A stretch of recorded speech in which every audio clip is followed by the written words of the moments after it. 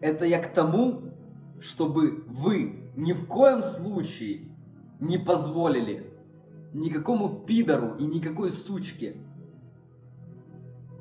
повлиять на ваше самочувствие, понизить вашу доминантность. Никогда.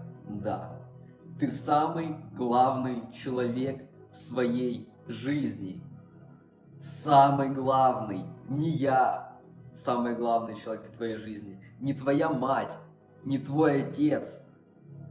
Только Небесный Отец может быть самым главным в твоей жизни. Но ты из физических существ, которые могут населять этот мир, самый главный. И ты никогда, и ни за что, и никому, и никогда не можешь позволить смотреть на тебя свысока. Кем бы он ни был.